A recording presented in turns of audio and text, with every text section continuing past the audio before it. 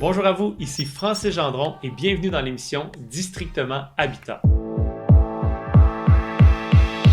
Alors pour cette occasion, je me suis entouré d'une équipe vraiment extraordinaire. Bonjour et bienvenue à tous. Allô? Bonjour. Salut. André, peux-tu nous parler des maisons saines et naturelles, puis c'est quoi les caractéristiques qui vont les définir? Oui, elles sont pas seules. Elles peuvent être idéalement naturelles, Oui, c'est ça. mais on Pas n'est ça. pas obligé d'avoir une maison 100% naturelle. Oui. Pour moi, une maison saine, avant tout, c'est une maison écologique, c'est une maison bien construite. Alors, la différence avec la maison ordinaire, c'est vraiment la qualité. Donc, tu vas avoir, des frais de chauffage réduits, mais les frais d'entretien à court et à long terme.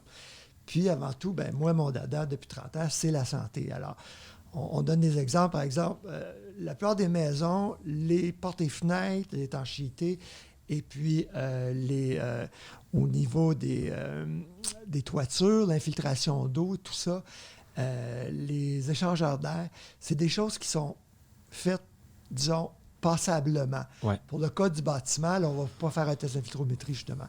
Alors, comme Benoît disait, si tu as... Parce que moi, les trois polluants qui m'importent, c'est le biologique, le chimique et l'électrique. OK. Alors, le biologique, si la maison est trop sèche parce qu'il y a trop de fuite d'air, elle perd toute sa chaleur, son humidité en hiver, ou si elle est trop étanche, mal ventilée, trop humide, dans les deux extrêmes, tu as plus de problèmes respiratoires parce que tu as plus d'humidité, plus d'acariens, plus de moisissure. Benoît disait, si le vent passe dans les murs, les gens doivent comprendre que ça va condenser dans l'enveloppe du bâtiment, puis à long terme, c'est la structure qui pourrit, puis les gens sont malades. Ouais. Alors, pour le biologique, c'est vraiment critique, étanchéité et ventilation. OK. Le chimique, on réduit les polluants à la source. C'est la première chose, dans le fond, avant de faire l'étanchéité, la ventilation, tout ça, c'est de réduire. Donc, pour les matériaux, par exemple, ça peut être les peintures. Il y en a qui sont zéro COV, les composés organiques volatiles, c'est les solvants. Là. Ouais. Il faut vraiment miser pour ces peintures-là qui en ont zéro, mais non seulement dans la base de la peinture, mais dans les pigments, les colorants qu'on rajoute. Les couleurs foncées peuvent avoir beaucoup de COV, puis ça, c'est vraiment des irritants respiratoires. Puis ça, les gens, pas tout le monde sait là, que, dans le fond, dans une maison normale, au code, ça se peut qu'il y ait des COV, donc des Tout composés est permis, organiques. comme tous les bois d'agglomérés qui sont collés à l'uréformol. Ça émet du formaldéhyde qui irrite les voies respiratoires, qui peut rendre sensible aux produits chimiques.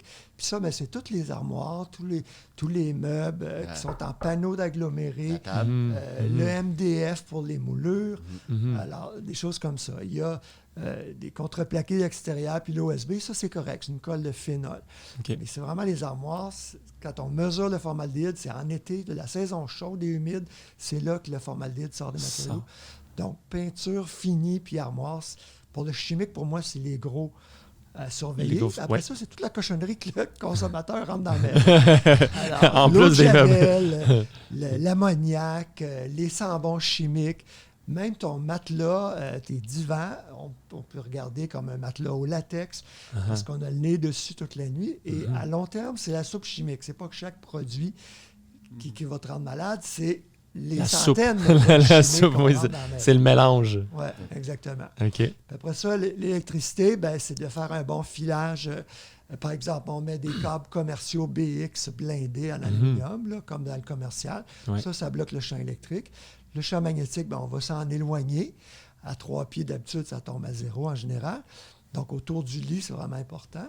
Et puis, ça, justement, peux-tu nous expliquer un petit peu plus? Dans le fond, c'est que les champs électromagnétiques ou les champs électriques peuvent quoi? Il y a des dangers pour la santé avec ça? C'est ça. Alors, l'électrique, c'est le voltage, puis le magnétique, c'est le courant, l'ampérage quand on consomme. Oui. C'est ça qu'on dit électromagnétique ensemble. OK. Le champ magnétique, lui, c'est la leucémie infantile, les preuves les plus solides depuis plusieurs années. OK. Puis le sans-fil, les radiofréquences micro-ondes, là, c'est cancer du cerveau, toutes les tumeurs dans la tête, dans la bouche, dans l'oreille. Et ça a été confirmé.